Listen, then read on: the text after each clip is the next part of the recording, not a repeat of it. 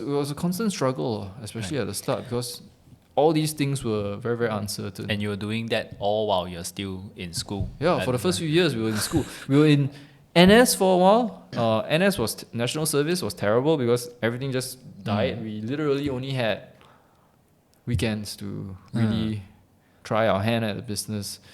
How are you doing your 24 hours support at that time? So at that point we didn't. Okay. It was very, very tough. So we only had a small group of clients, and it was very, very tough to do anything. So the business only grew after that. When we went to university. Right. Yeah. And both of you went into the same university, or No, I went to Singapore Management University, and he went to National University of Singapore. right? But of course, you guys are still in constant All contact. the time. All the time. I see. Where do you when did you start formalizing this business, and when was your first hire? I guess when you started realizing that you need to outside help. That was around the last year of our university, I think. So yeah, we hired our first customer support come pre-sales engineer.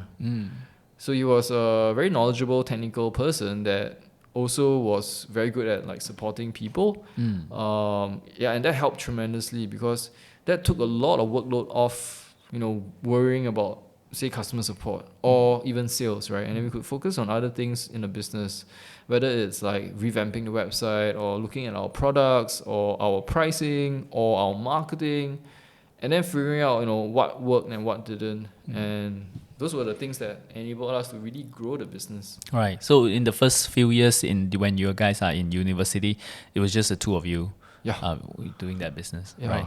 And what you're doing is just every time you have some new profits, you would just reinvest in a new server again. So we didn't know that at that point of time, because back then we we got profits this month, right? Yay, it's like our salary. Little did we know that after every few months or so, let's say like 6 months, right? One of the things that invariably happens is that our business would grow to a point where our infrastructure no longer could support it. We needed to grow our infrastructure, which is our servers and all the back end IT stuff. And servers cost a lot of money.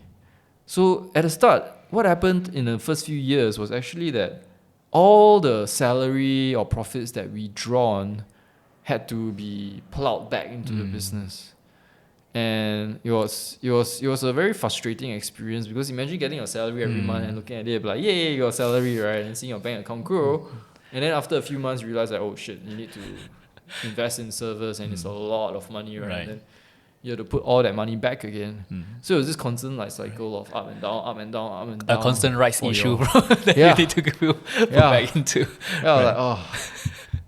Okay. So, I mean that's the reality of entrepreneurship and business. But why do you still feel? Why do you still feel that this business has potential at that time?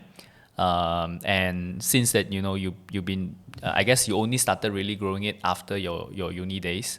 So what kept that confidence in you that this is the right path that you guys are on? We had no confidence. It was more of a risk for us, a calculated gamble, I guess. Like about 1 year before we graduated, I mean, we had a talk, right? It was either we continue this, which was making money, but it was not much, right? It was lower than the typical graduate salary. So it was making money, but still not there. And the alternative was you could graduate, right? And then you start off with a graduate salary, which typically is a lot more. And we asked ourselves what we wanted to do. It was very, very difficult. So we essentially told ourselves, we'll just go give it a try. We'll graduate, we'll do whatever it takes to make it work. If it works, it works. If not, then at most we tried like 2-3 years, right? We gave it our all, and we won't have any regrets. So thankfully enough, we managed to pull through and we made it work. It was something that just was incredibly hard to do. A lot of sacrifice. We didn't have much of a life. social life. We couldn't do what we did in say school anymore. It was no longer just about playing video games and working on the business part time. It was really like full on. How do I grow the business? How do I find more clients? How do I get better customer satisfaction? All the business stuff that we need to think about in order to make it work for us. So we spent about 1 or 2 years really doing that, getting the business to a level where it was stable, and then growing from there. Wow.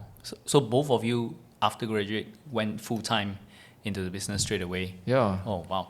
And when you're just describing the whole process of what you need to do to make it stabilize, it's a lot of work. Yeah. And you mentioned just now that you feel that you can't really work for other people. I just want to understand your thought process. Why is that the case? Because I feel that I have the same problem where I only work for other people for a few more periods of my life, and I absolutely hated it. but what is it in you that you feel that you can't really work for people? What were you striving for when you're finding a job? So I'm not. Again, it's the push-pull thing, right? For me, I find myself predominantly driven by things like freedom. And what does freedom mean, right? It's freedom of not just time, but freedom of finances, freedom of location, freedom of choice, right? Ability to make choices that you want to. And I found that if I committed to a typical career or job, it didn't really give me that kind of flexibility. And I think that was something that really, really drove me towards entrepreneurship. So, yeah, it's not to say that a job is bad. It's just what's your personality, what drives you, what are your preferences, what are your desires and goals, and what career best suits that.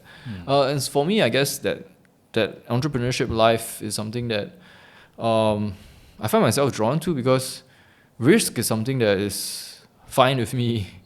Honestly, I think there's a lot that in life is not necessary, and so if you cut all of that out and focus on the things that really matter, you can really just put your head to it and just grind towards the goals that you have. Yeah. So. But would you not feeling that you might be missing out in your youth, especially I guess people who got just started in the university or just started work, they're thinking of traveling the world, having just partying and having a time of your life. It seems that you're not really having time to do all those. Yeah. Do you feel you missed out or? I think thankfully again I was like ignorant of these things. Like I didn't really understand like what these things meant, and for me it was really this deep-seated sense of responsibility and work that I needed to put myself to, and entrepreneurship became that.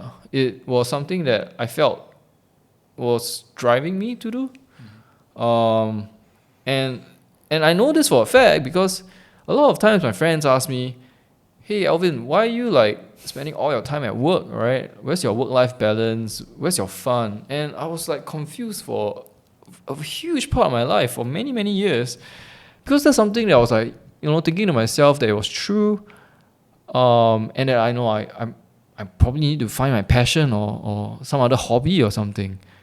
It was only much later in my life, like maybe 4 years ago, that I realized that my version of work is very different from like my friends' version of work.